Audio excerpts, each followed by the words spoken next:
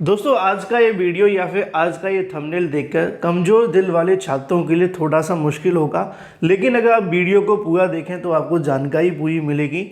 क्योंकि शिक्षक भर्तियों के नाम पर आजकल सरकारें कहीं ना कहीं बोलती बंद हो जाती हैं, लेकिन जहां पे अगर आपको जानकारी मिले कि 1,75,000 नई शिक्षक भर्ती, इसके अलावा 95,000 नई प्राथमिक शिक्षक भर्ती, 40,000 टीजीटी और जूनियर शिक्षक भर्ती के बारे में, तो कहीं ना कहीं झटका लगना लाजमी भी है।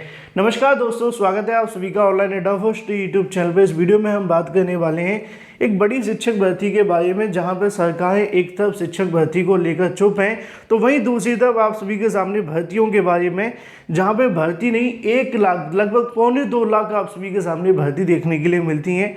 एडेड जूनियर, साथ ही अगर बात की जाए आर्थिक आधार पर ईडब्ल्यूएस आरक्षण को लेकर, वीडियो को जल्दी से लाइक कर दें, साथ ही शेयर कर दें और चैनल को सब्सक्राइब कर लें, जिससे कि जानकारी आप सभी को ऑनलाइन एडा फर्स्ट चैनल के माध्यम से रियल ऑथेंटिक मिलती रहे।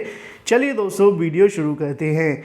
कल देर शाम को मैंने एक वीडियो बनाया था, उसमें आप सभी को जानकारी दी थी, जहां पर उत्तर प्रदेश की योगी सरकार के माध्यम से दावा किया गया था कि लगभग 93,000 से ज़्यादा नौकरियां पिछले 6 महीने के अंदर दे दी गई हैं। मैंने भी आप सभी को यही कहा था कि ये नौकरियां किसको मिली है, इसकी तो जानकारी शासन ने नहीं दी है और ना ही हमें कमेंट बॉक्स के अंदर ऐसा कोई अभ्यर्थी मिला है। लेकिन सरकार ने दावा किया तो किसी आधार पर कैसे किया वो वही जानते हैं, जहाँ पे वो 93,000 भर्तियों के बारे में या फिर 93,000 नौकरी कहेंगे, भर्ती नहीं।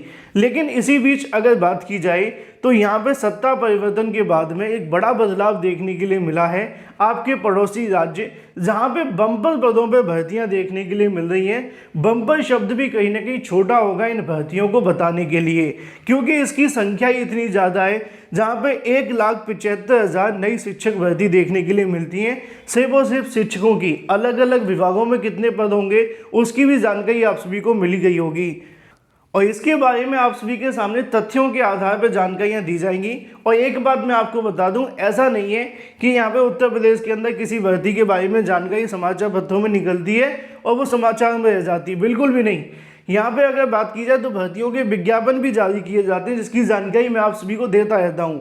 यहाँ पे आप सभी को देखने के लिए मिलेगा कि शिक्षा विभाग की बैठक के अंदर रिक्ति नहीं देने वाले जिलों को अल्टीमेटम दिया गया है। कक्षा 1 से लेकर 12 तक के, मतलब प्राथमिक से लेकर टीजीटी पीजीटी तक के 1,75,000 शिक्षक भर्तियों के विज्ञापन 1 से 2 माह के अंदर जारी किए जाएंगे।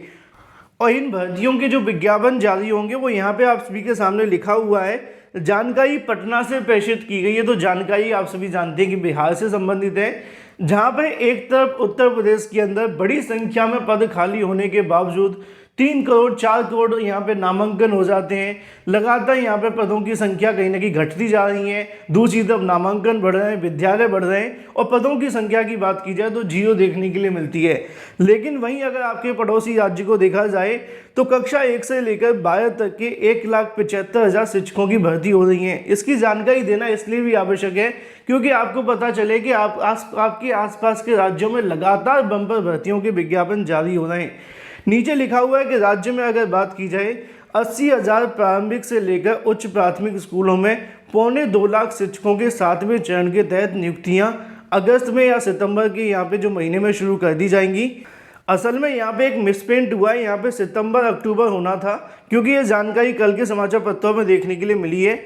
यहाँ पे अगर बात की जाए शिक्षक की बहाली मामले को लेकर शिक्षा विभाग के उच्च अधिकारियों की मैराथन बैठक हुई है। बहाली पारदर्शी तरीके से हो, इस मुद्दे को लेकर गंभीरता से चर्चा देखने के लिए मिली है।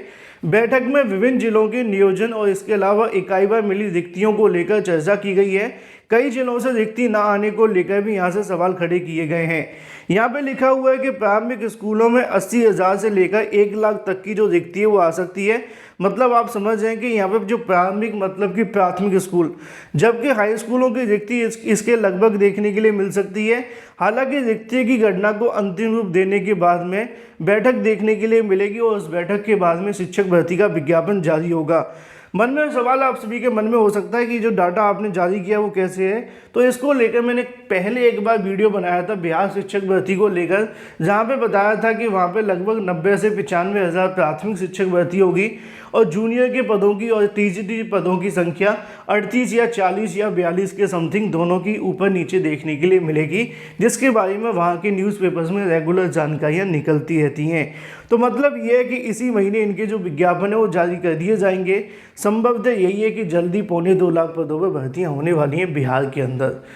अब सवाल तो आपके मन में आ सकता है कि क्या उत्तर प्रदेश के अभ्यर्थी आवेदन कर सकते हैं। बहुत सारी भर्तियों के अंदर यहाँ पे बिहार के अभ्यर्थी उत्तर प्रदेश में आवेदन करते हैं, लेकिन बिहार सरकार कुछ या कई भर्तियों के अंदर बिहार निवासी होना मांग लेती है, जिसके चलते आवेदन में थोड़ी समस्या होती हैं। अब आगामी भर्ती में क्या होगा ये तो नोटिफिकेशन जारी होने के बाद ही पता चलेगा।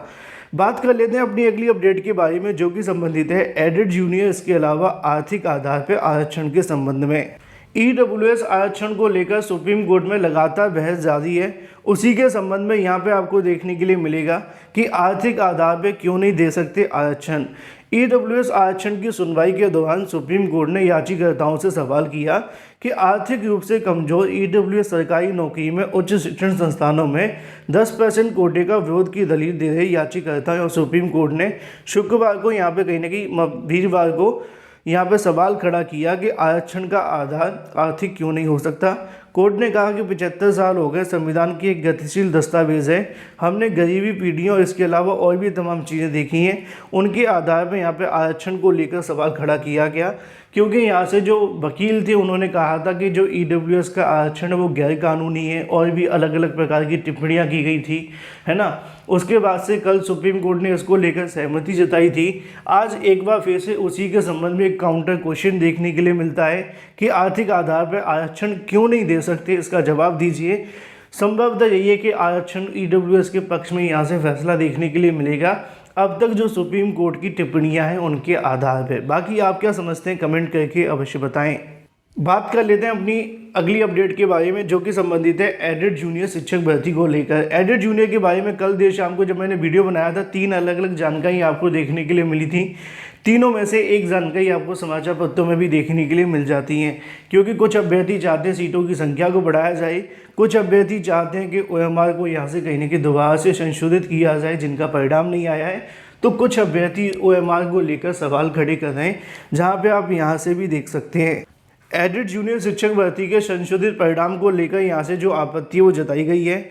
लिखा हुआ है कि जूनियर एडेड स्कूलों में शिक्षक भर्ती के संशोधित परिणाम से असंतुष्ट अभ्यर्थी ने गुरुवार को शिक्षा निदेशालय में अपर शिक्षा निदेशक कार्यालय पहुंचकर आपत्ति जताई, जहां पे बहुत सारे अभ्यर्थियों के नीचे नाम भी लिखे हुए हैं। नीचे लिखा हुआ है कि पहले वो रिजल्ट के अंदर पास थे, संशोधित परिणाम जब जारी किया गया तो यहाँ पे वो ओएमआर के अंदर कोई गड़बड़ी नहीं है, लेकिन बावजूद इसके उनकी जो ओएमआर है वो इनवैलिड देखने के लिए मिली। उसी के संबंध में शिक्षा निदेशालय जाकर छात्रों के माध्यम से जो ज्ञापन है वो सौंपा गया। अब आप जानते हैं कि शासन के पास ज्ञापन तो भेजे गए हैं, चाहे वो पदों के बढ़ाने के बारे में हो या फिर आप जानते हैं कि ओएमआर के संशोधन के लिए।